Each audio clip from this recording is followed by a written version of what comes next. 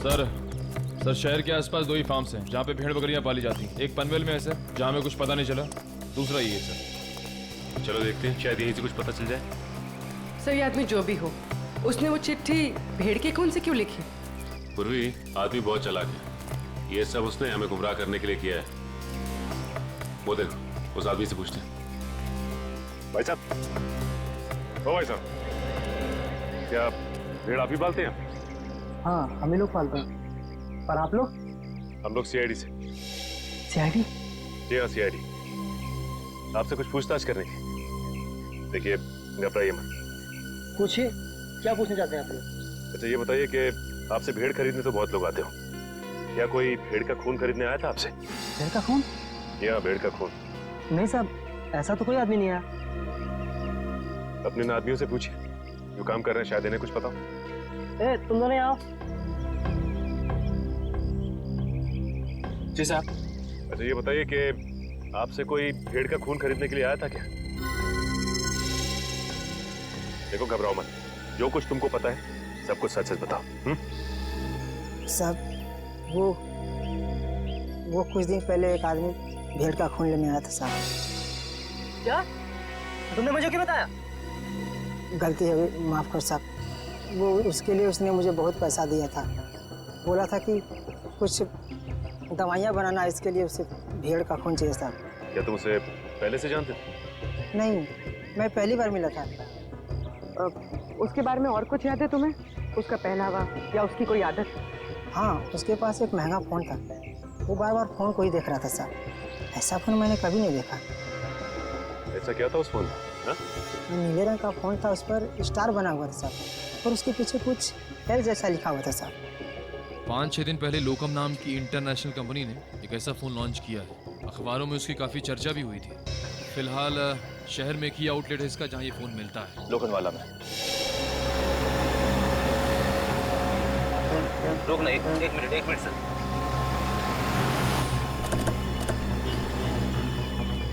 Sir, ये उस mobile company की दुकान है जिसके बारे में सचिन सर ने फोन करके बताया था। सुनिए भाई साहब, हमें एक मोबाइल के बारे में कुछ जानकारी चाहिए जो हाल ही में मार्केट में आया है आपकी कंपनी का। कहीं आप लोकम की बात तो नहीं कर रहे हैं? हाँ, लोकम का नीले रंग का फोन, पीछे एल लिखा हुआ और आगे स्टार बना हुआ। कहीं आप इस फोन की बात तो नहीं कर रहे? हाँ, इसी फोन की बात कर रहे हैं। बोलिए साहब, क्या जानकारी चाहिए? सबसे नया मॉडल है, 10 दिन पहले ही लॉन्च हुआ है। आपको चाहिए तो अभी से बुक कर दूं? नहीं, हमें खरीदना नहीं, हमें ये पता करना है कि ये फोन किन किन लोगों ने खरीदा है। हमें उनकी लिस्ट चेक करनी है। पर क्यों साहब? देखिए, हम सीआईडी से और एक खून के सिलसिले में तहकीकात कर रहे हैं। जी बिल्कुल, अभी तक हमने सिर्फ 12 पीस ही बेचे हैं, कस्टमर का रिस्पॉन्स देखने के लिए।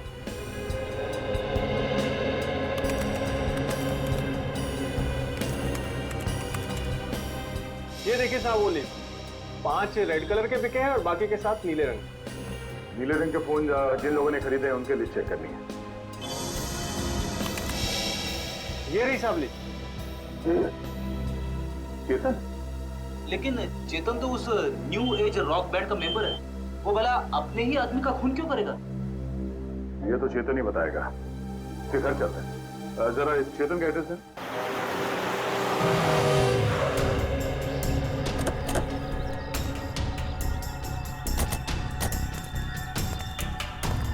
सर, घर तो बंद है। अब कहाँ ढूंढेंगे चेतन को? घर के अंदर।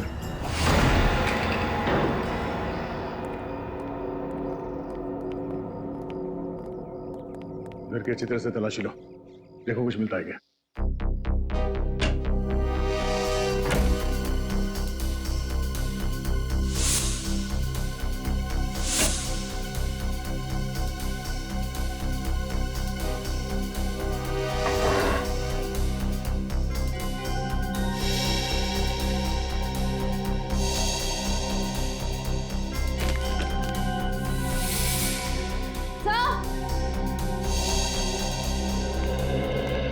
सर, डस्टबिन में फटे हुए कागज है।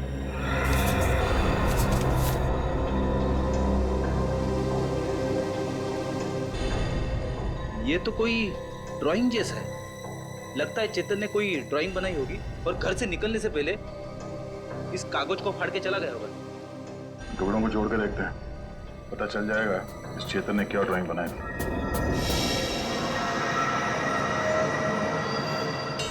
सर ये तो कोई नक्शा या कोई ब्लूप्रिंट लग रहा है। श्रेया, तो किस जगह का? तो करण के ऑफिस के कैबिन का ब्लूप्रिंट है। करण? सर ये करण भी तो न्यू एज रॉक बैंड का मेंबर है। सर ये देखिए, उसके कैबिन में जितने भी म्यूजिकल इंस्ट्रूमेंट्स हैं और जितने भी इलेक्ट्रिक कनेक्शंस हैं सब मार्क किए गए हैं। चेतन के घर पे करण के ऑफिस का मैप क्यों? कहीं करण की जान को खतरा तो नहीं है?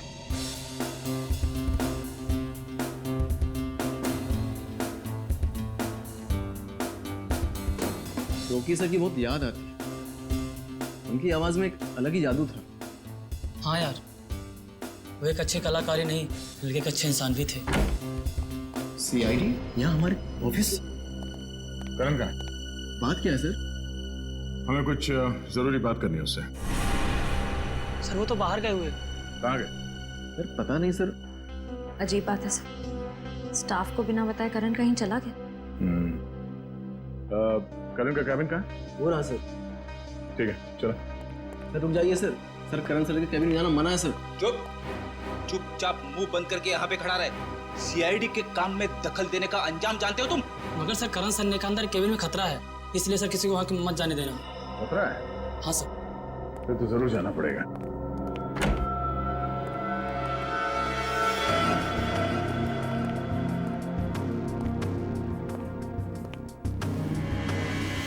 सर ये कैबिन तो बिल्कुल वैसा ही है जैसा उस ब्लूप्रिंट में था जो हमें चेतन के घर से मिला था।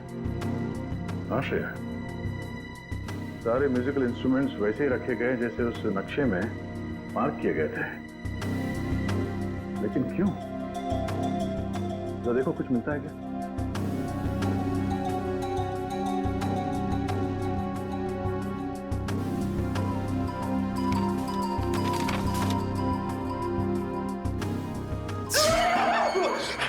जाओ बेटी। सर गिटार में करंट है। गिटार में करंट है? अरे नहीं सर, सर रॉकी के खून में करण का हाथ है, इसीलिए उसने जानबूझ के ये वाला सेटअप अपनी कैबिन में बनाया ताकि वो शो में होने वाले खून की प्रैक्टिस कर सके। सर ये स्केच देखिए, इसमें म्यूजिकल इंस्ट्रूमेंट्स और इलेक्ट्रिक कनेक्शंस बिल्कुल वैसे ही हैं जैसे उस शो में थे। स्टेज और बैक स्टेज में भी सब ऐसे ही फिट किया गया था। ये सारा मामला समझ में आ रहा है।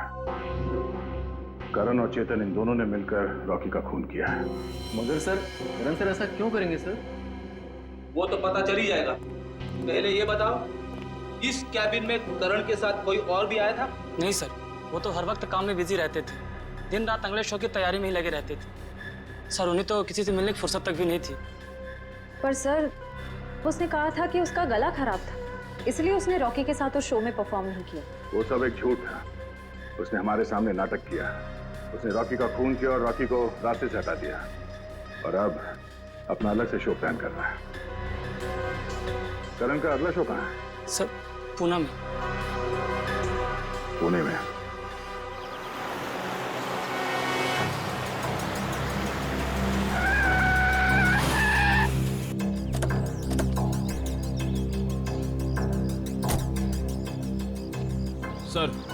सर मोबाइल कंपनी के हिसाब से चेतन के फोन का आखिरी लोकेशन यहाँ पे ट्रेस हुआ है सर। सर ऐसी सुनसान जगह पर चेतन ही आया क्यों होगा? यहाँ आसपास तो कुछ भी नहीं है। कुछ तो जरूर है। हो सकता है चेतन यहाँ पे किसी से मिलने आया हो और उसके बाद यहाँ पे आके कहीं छिप गया। पर सर अब हम चेतन को ढूंढेंगे कैसे? वो देखो सामने छोटी सी दुकान दिख रही है ना, वहाँ चल के पूछते हैं।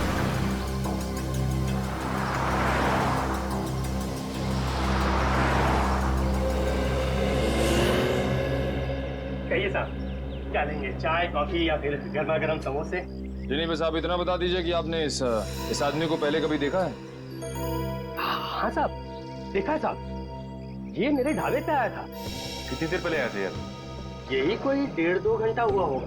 मैंने उससे पूछा भी कि कुछ खाना पीना है, तो बोला नहीं, खाने पीने का वक्त नहीं है उसके पास। फिर वहाँ कोने में बैठकर किसी का इंतजार करने लगा।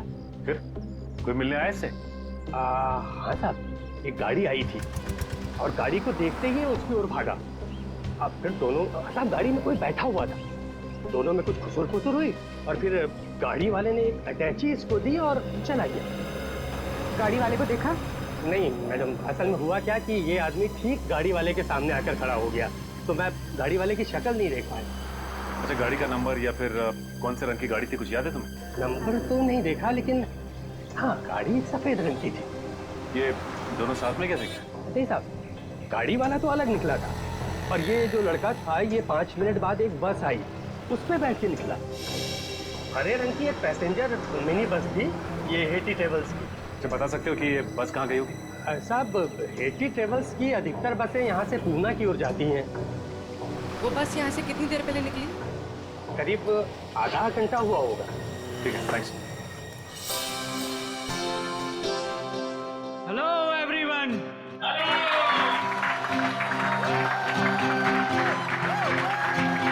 तो आखिरकार वो दिन आ ही गया जिस दिन का आप सबको बेसब्री से इंतजार था।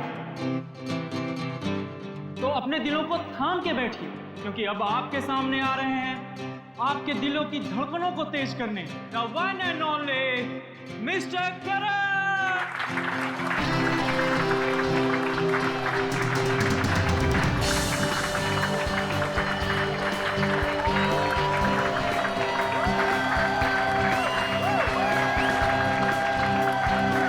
हेलो गाइस, क्या आप सब तैयार हैं मेरे इस शो को रंगीन बनाने के लिए? क्या आप सब मेरे साथ झूमेंगे? मेरे साथ गाएंगे भी? नहीं।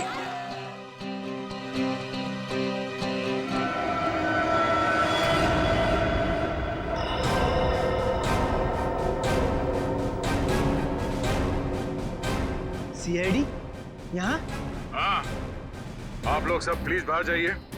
हम करण जी का शो अकेले में देखना चाहते हैं। टेंशन लेने की जरूरत नहीं है, तुम्हारे पैसे तुम्हें मिल जाएंगे। चलो चलिए चलिए। नहीं नहीं, ये नहीं हो सकता। रुक जाइए आप सब लोग, ये मेरे जिंदगी का पहला शो है। मैं लोगों को बता देना चाहता हूँ, मैं ही नंबर 1 रॉकस्टार हूँ। तुमने तो कहा था कि तुम्हारा गला खराब है, अब तुम गाओगे कैसे? वही तो, बेसुरा गाने से तुम्हारा नाम खराब हो जाएगा। देखिए, वो तो मैंने कुछ नहीं किया। तुमने हमसे झूठ बोला कि तुम्हारी तबीयत ठीक नहीं है, इसीलिए तुम रॉकी के साथ स्टेज पर नहीं थे। पर सच तो ये है कि रॉकी को तुमने मार डाला और अब खुद रॉकस्टार बनने चले हो, हैं?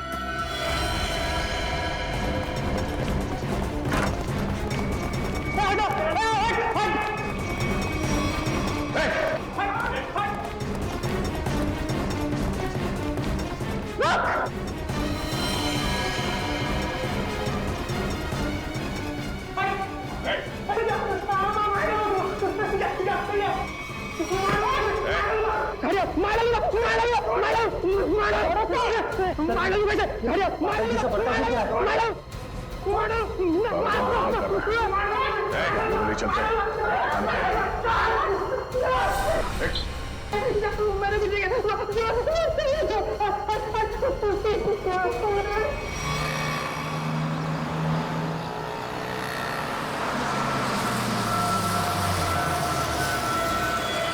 चलो चलो सब लोग उतरो, लास्ट स्टॉप आ गया। चलो चलो सब लोग उतरो, लास्ट स्टॉप आ गया। चलो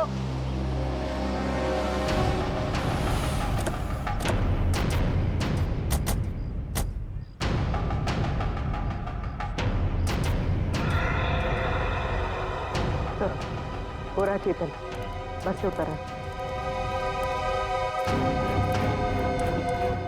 सर बार बार पीछे मुड़ के देख रहा है, ऐसा लग रहा है काफी डरा हुआ है।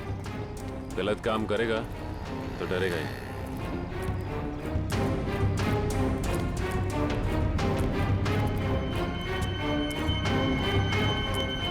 ठीक है।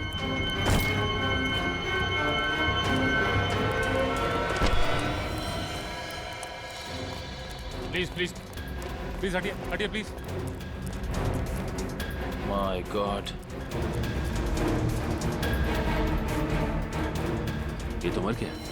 मर गया? अचानक क्या हो गया इसे?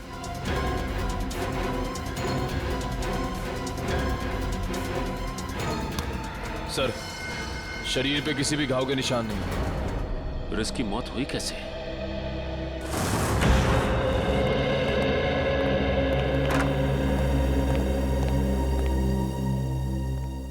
बताओ करण, एक कलाकार होने के बावजूद भी क्यों किया तुमने ये? है? क्यों किया? बताओ। मेरा बेटा कहाँ है? करण, करण, मेरा बच्चा, तू ठीक है ना? आप क्यों मेरे बेटे के पीछे पड़े? मेरे बेटे ने कोई गुनाह नहीं किया है। गुनाह किया है, क्या है गुनाह? करण ने रॉकी का खून किया है। खून? नहीं नहीं, एसीपी साहब, लगता है आपसे कोई भूल हो गई है। देखिए, मेरा बेटा किसी का खून नहीं कर सकता। अच्छा, करण के ऑफिस में वो म्यूजिकल इंस्ट्रूमेंट के साथ बिजली के तार क्यों जोड़े गए? और वो स्टेज का स्केच, वो कहां से आया जहां पे रॉकी की मौत हुई थी? सर, मैं मानता हूं मैं रॉकी को मारना चाहता था। मैंने वो इलेक्ट्रिक वायरिंग भी की, स्टेज पर रबर सॉल्यूशन भी लगाया और रॉकी को जलाकर मार देने का प्लान भी बनाया। पर यकीन कीजिए सर, मैंने रॉकी को नहीं मारा है। मैंने तो लास्ट समय अपना प्लान बदल दिया था सर। झूठ, झूठ बोल रहे हो तुम नहीं मारा है रॉकी को, और तुमने चेतन को अपने प्लान में शामिल कर लिया ताकि सारा इल्जाम उस पर जाए। कौन चेतन? वही चेतन जो तुम्हारे रॉक बैंड का मेंबर था, समझा? सर, चेतन से मेरा कुछ लेना देना नहीं है सर। अच्छा, रॉकी का खून तुमने नहीं किया है, चेतन के साथ तुम्हारा कोई संबंध नहीं है। सब पता लगा लेंगे करण, सब पता लगा लेंगे। सचिन, पता नहीं क्यों, लेकिन ऐसे लगता है कि इस करण की बातों में कोई सच्चाई है। सर, अगर ये चेतन करण से मिला हुआ नहीं है तो चेतन के घर में करण के ऑफिस का ब्लूप्रिंट कैसे आया?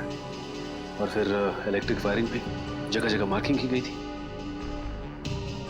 लगता है ये चेतन करण की कॉपी कर रहा था ताकि रॉकी के खून का इल्जाम इस करण पर आ जाए। पर सर, चेतन को किसने मारा होगा? कोई और है सचिन, कोई तीसरा, जिसने चेतन के हाथों रॉकी को मरवा दिया और फिर अपना काम होते ही चेतन को भी ऊपर भेज दिया। पर है कौन ये तीसरा?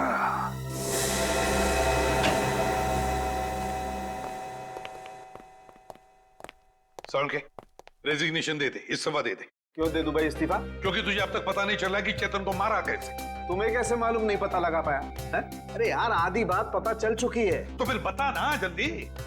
देखो, इसकी मौत जहर देने की वजह से हुई। क्या जहर देगी? हाँ, जहर देगी। अब जहर कैसे दिया गया है इस बात का पता लगना बाकी है। अभी पता लगता नहीं यार, एक मिनट रुको ना यार तुम।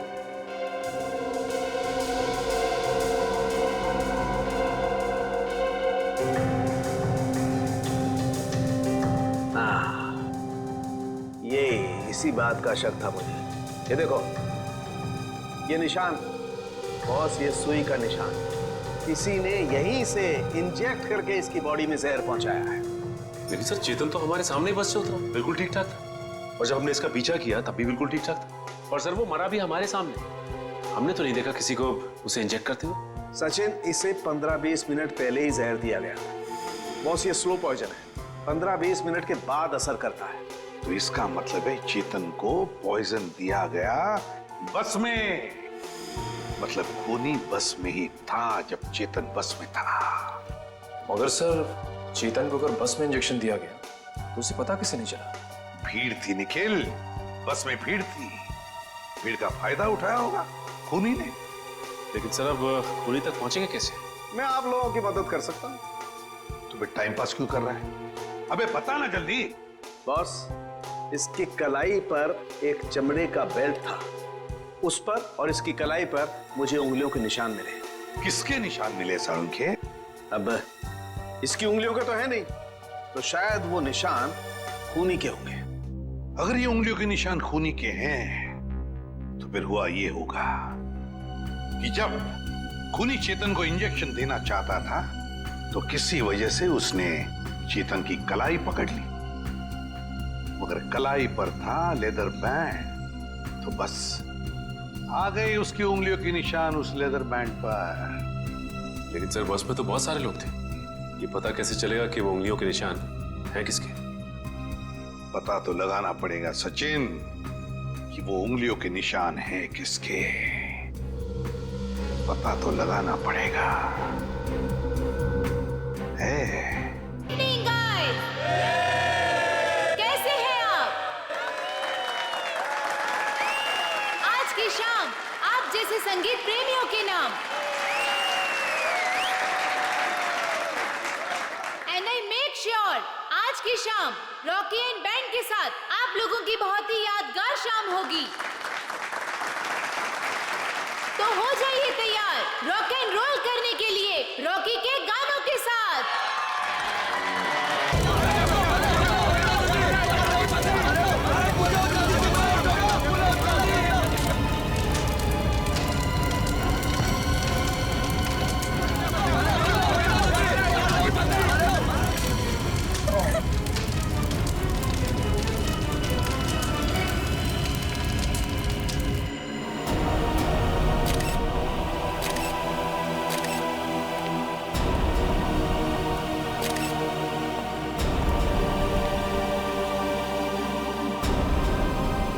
कमर के नीचे का हिस्सा पूरी तरह से जल चुका है सर। शरीर के ऊपर के हिस्से में घाव वगैरह भी नहीं है।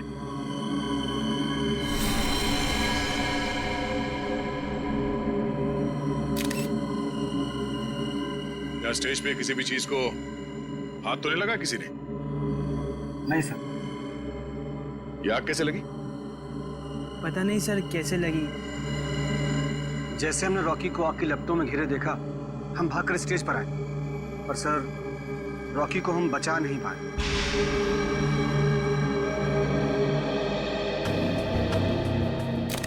आप लोगों ने किसी को ये आग लगाते हुए देखा? नहीं सर। या कोई जल्दी हुई चीज स्टेज पे फेंकते हुए देखा किसी को? बड़ी अजीब बात है, स्टेज के बीचों बीच अचानक आग कैसे लग सकती है? इस स्टेज में कुछ है। एक काम करो, स्टेज को अच्छी तरह से चेक करो।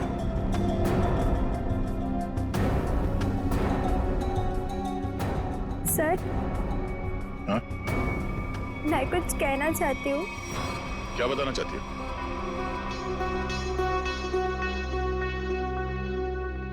पर यहाँ नहीं, आप आइए मेरे साथ।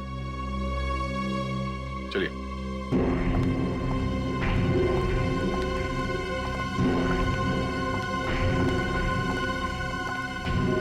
बोलो, क्या बताना चाहती हो? मुझे शक है कि किसी ने उसका खून किया है। किसने खून किया? कौन है वो? सर वो कौन है ये तो नहीं पता, लेकिन कुछ दिनों से हमारे बैंड को धमकी भरे लेटर्स भेज जा रहे थे। धमकी भरे लेटर्स? हाँ, और वो सारे लेटर्स रॉकी के नाम पर भेजे जा रहे थे, वो भी खून से लिखे हुए। क्या आप हमें वो खून से लिखे हुए लेटर्स दिखा सकती हैं? हाँ सर, मैं अभी लेकर आती हूँ। प्लीज। सर, अगर लेटर्स भेजने वाले ने आग लगाई है तो इसका मतलब है कि शो के दौरान वो ऑडिटोरियम में मौजूद था। हाँ पूर्वी, लेकिन उसने आग लगाई कैसे ये पता लगाना जरूरी है। मिला रेडी? सर ये देखिए, नीचे से एक वायर का तार निकला हुआ है। तार निकला हुआ है स्टेज के नीचे से?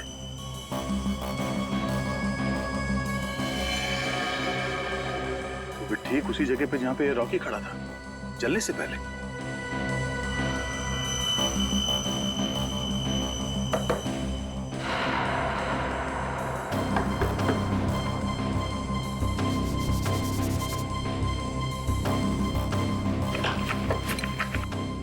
स्क्रूड्राइवर देना।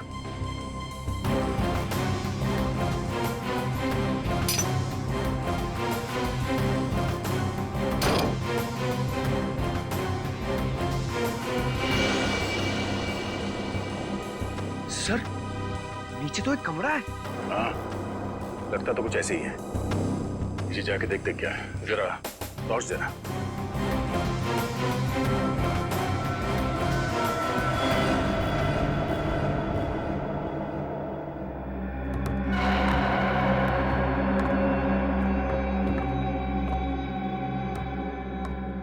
अरे ये कैसा छुपा हुआ कमरा है सर? पूरे कमरे में धूल मिट्टी पड़ी हुई है। ये कलाकारों के लिए अलग से बनाया हुआ कमरा है। यहाँ से स्पेशल एंट्री दिखाते हैं। सर, खूनी ने स्पेशल एंट्री के लिए बनाए दरवाजे का बड़ी होशियारी से इस्तेमाल किया है। सर ये देखिए, ये वायर ऊपर से नीचे आ रही है सर। ये वायर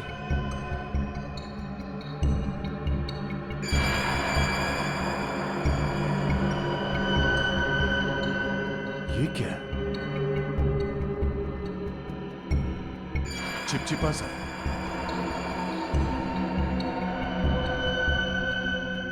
ये तो रबर सॉल्यूशन है। सर, रबर सॉल्यूशन यहाँ पर?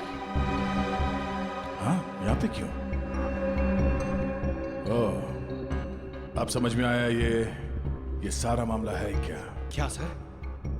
ये सब रॉकी को मारने का प्लान था। ये इलेक्ट्रिक वायर, ये रबर सॉल्यूशन। रॉकी को मारने का प्लान? वो किसे? बताता हूँ फ्रेडी।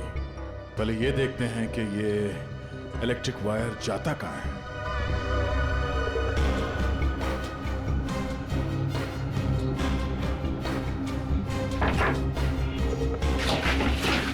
संभाल के।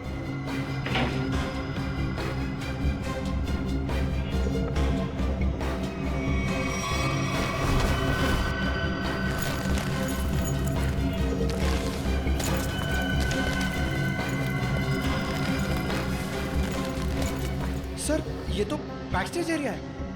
वो देखिए, एक्स्ट्रा ड्रम्स और गिटार भी दिख रहे हैं।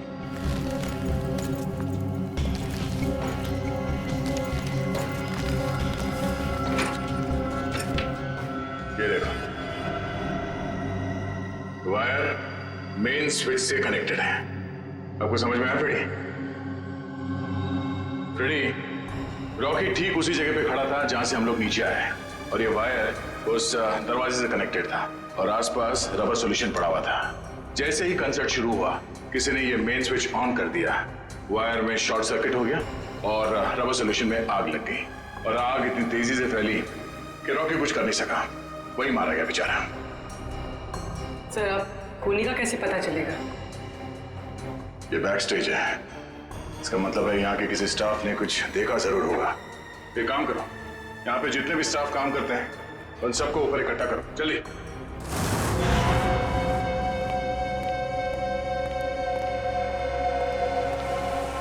सब लोग आ गए? हाँ। अच्छा एक बात बताओ, शो स्टार्ट होने वाला था या फिर शो स्टार्ट हो चुका था? उस वक्त आप में से किसी ने स्टेज के पीछे जो कॉरिडोर है उसमें जो इलेक्ट्रिक स्विच बोर्ड है उसके आसपास किसी को देखा था? स्विच बोर्ड के पास? वो क्यों? क्योंकि किसी ने वायरिंग के साथ छेड़छाड़ की है और वही आदमी रॉकी की मौत का जिम्मेदार है। ओ नो सर, ये आप क्या कह रहे हैं? सर मैं तो स्टेज पर था रॉकी के साथ। और जो बैंड मेंबर्स परफॉर्म नहीं कर रहे थे वो लोग भी स्टेज पर खड़े थे रॉकी को चीयर करने के लिए। और तुम कहाँ? तुमने किसी को देखा स्विच बोर्ड के पास जाते हुए? देखो, घबराओ मत, सोच के बताओ। हाँ? शो शुरू होने से पहले आखिरी बार तुमने कॉरिडोर में किसको देखा था?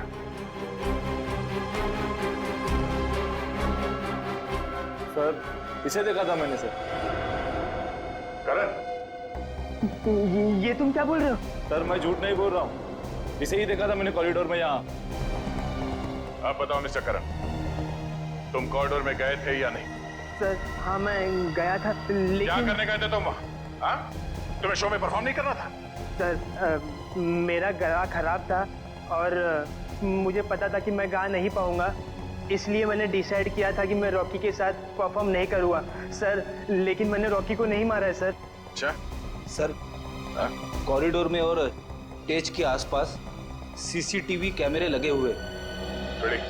तुम और पंकज सीसीटीवी की रिकॉर्डिंग चेक करो, पता चल जाएगा ये आदमी सच बोल रहा है या झूठ। सर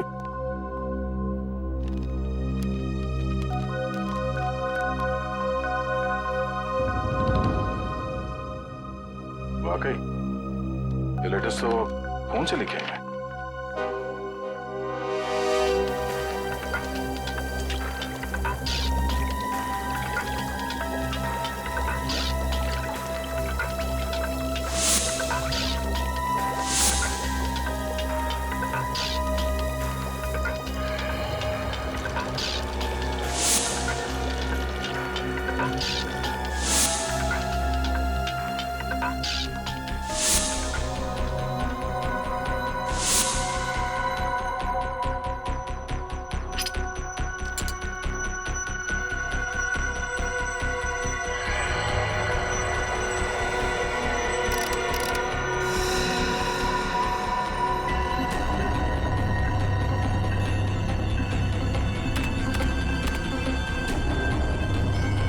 माय गॉड, कमाल है यार। लोग धमकी देने का भी क्या क्या तरीका निकालते हैं। के किस सोच में पड़ा है तू? बॉस ये जो लेटर्स हैं ये खून से लिखे गए। तो इसमें कौन सी अजीब बात है? अजीब बात ये है बॉस कि ये जो खून है वो इंसान का नहीं है, जानवर का खून है। जानवर के खून से? हाँ, ये लेटर्स भेड़ के खून से लिखे गए हैं बॉस, भेड़ के खून से। भेड़ के खून से? और क्या पता चला? ये लेटर्स मैंने अच्छी तरह से स्टडी किए हैं। जिस किसी ने भी ये लेटर्स लिखे हैं वो बहुत ज्यादा पढ़ा लिखा इंसान है। सलून साहब, ये रॉकी के शरीर पे जले हुए के अलावा किसी और चोट या घाव का निशान? नहीं सचिन, इस रॉकी के शरीर को मैंने अच्छी तरह से चेक किया है और किसी किस्म का कोई निशान नहीं है। इस रॉकी का शरीर आधा जल चुका था और जलने की वजह से इसकी मौत हुई। सर, जिसने भी ये धमकी भरे लेटर्स भेजे हैं सर, वही खूनी है क्या? हाँ निखिल, जिसने भी ये धमकी भरे खत लिखे हैं ना, उसी ने खून किया है।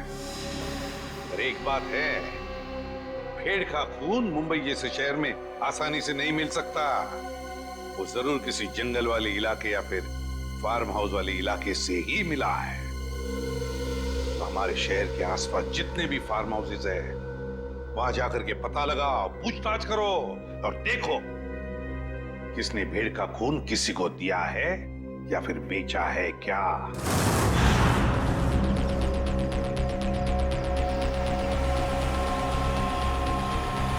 दिसंबर को जो लोग हमारी कंपनी की बस में ट्रैवल कर रहे हैं उन सबको मिलेगा एक तोहफा। मुझे तो इस कॉन्टेस्ट के बारे में पहले मालूम ही नहीं था। मुझे भी नहीं पता था, मैंने भी ये खबर अखबार में पढ़ी। देखते हैं आज सरप्राइज गिफ्ट क्या मिलता है। और उनमें से किसी एक लकी आदमी को मिलेगा जैकपॉट, जो कि है 2 लाख रुपए का। बस। लेकिन उससे पहले आपको एक छोटा सा काम करना होगा और वो है ये फॉर्म, साधारण सा फॉर्म, वो आपको भरना होगा। तो फिर देर किस बात की है? आइए एक एक करके फॉर्म भरिए और अपने अंगूठे का निशान छोड़कर जाइए इसमें। ये लीजिए।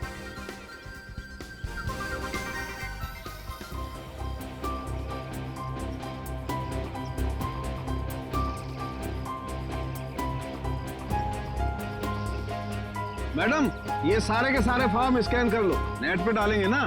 जी सर जी।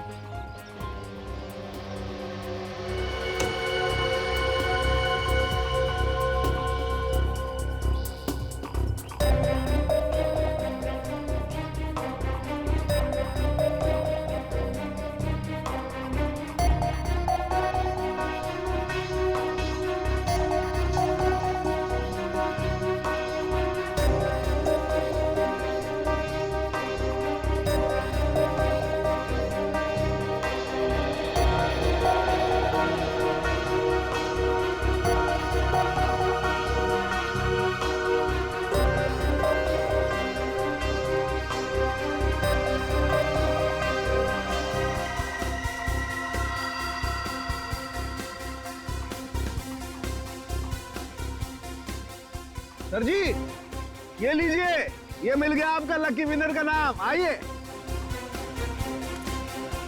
ये देखिए,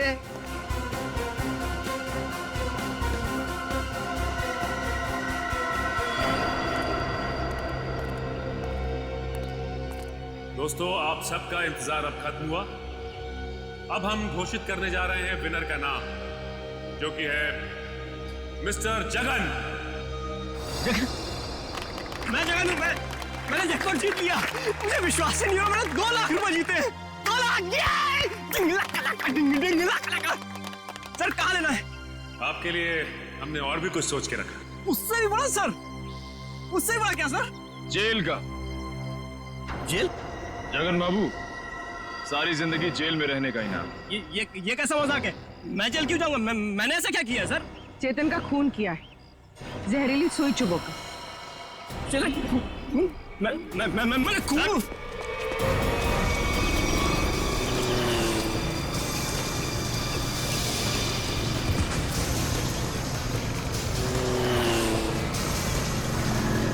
तुम्हें पकड़ने के लिए इतनी बड़ी प्रतियोगिता रखी है, इनाम क्या तेरा बाप लेगा? सर मैंने कुछ नहीं किया सर मैंने कुछ नहीं किया। छोड़ दो सर, छोड़ दो मुझे। अब बोल, चेतन का खून क्यों किया तूने? सर मुझे पैसे मिलने थे उसके सर। कौन देने वाला था पैसे तुझे? आज रात को मिलेगा वो आदमी मुझसे सर। तो आज रात को हम भी मिलते हैं उससे।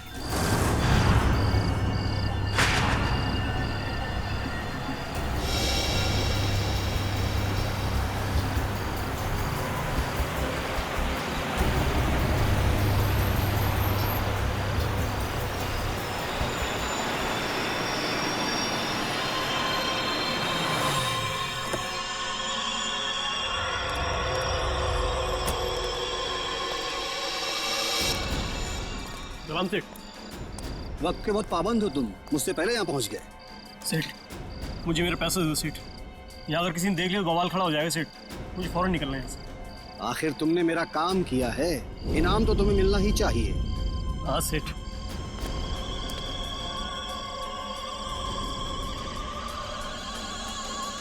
ये रहा तुम्हारा इनाम, देखना चाहोगे?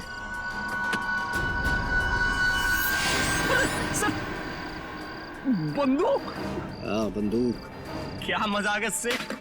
ये मजाक नहीं और ना ही ये कोई खिलौना है, ये असली बंदूक है और चलती भी है। और इसीलिए तो अगली गोली तेरे सीने के पार होगी। सेठ मुझे क्यों मारना चाहते हैं? मैंने तो हेल्प किया आपकी। इसीलिए तो अब तुम मेरे लिए खत्म।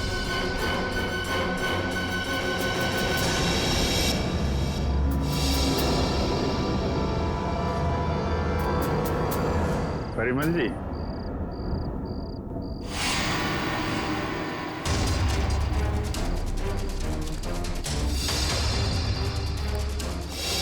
मुझे माफ कर दो, प्लीज मुझे माफ कर दो। अच्छा,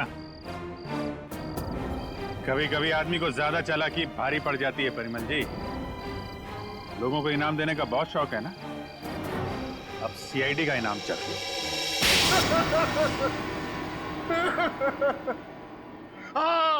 हाँ, मैं नहीं मारा रॉकी और चेतन को। क्यों? हाँ? क्यों मारा तुमने रॉकी और चेतन? तुम तो रॉक बैंड के गुरु थे ना? गुरु? क्यों? क्योंकि उनकी वजह से मैंने अपना बेटा खोया था। उसकी मौत का बदला लिया है मैंने। मौत का बदला? मतलब? क्योंकि उनकी वजह से मेरे बेटे ने आत्महत्या की थी। वो कैसे? मेरा बेटा बहुत अच्छा गाता था, उसकी आवाज में जादू था। बहुत जल्दी वो बहुत पॉपुलर होने वाला था। बस ये रॉकी और करण जलते थे उससे। इन दोनों ने मिलकर मेरे बेटे का कैरियर बर्बाद करने का प्लान बनाया। इन्होंने उसे कोई ऐसी ड्रग्स खिला दी जिससे वो बीमार पड़ गया। उसका गला खराब हो गया। धीरे धीरे करके उसने गाना ही छोड़ दिया। और डिप्रेशन में चला गया।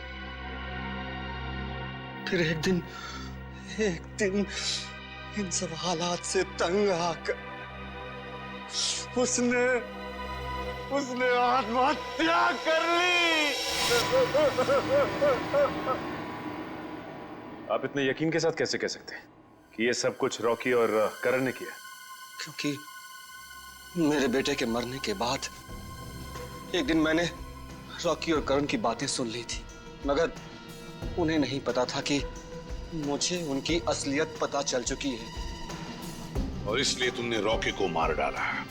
हाँ, मगर रॉकी को मारने का प्लान करण का था और ये बात मुझे पता चल गई थी।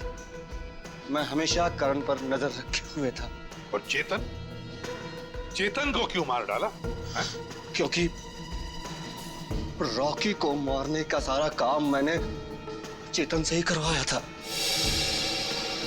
वो इलेक्ट्रिक करंट का तार भी उसी ने लगाया था। चेतन मेरे बारे में सब कुछ जानता था। मुझे डर था कि कहीं वो मेरे बारे में आप लोगों के सामने मुंह न खोल बैठे, इसलिए मैंने उसे भी मार डाला। तुम्हारे बेटे के साथ जो कुछ भी हुआ बहुत गलत हुआ, लेकिन इसका मतलब ये नहीं कि बदले की आग में तुम दो लोगों की जानें लो।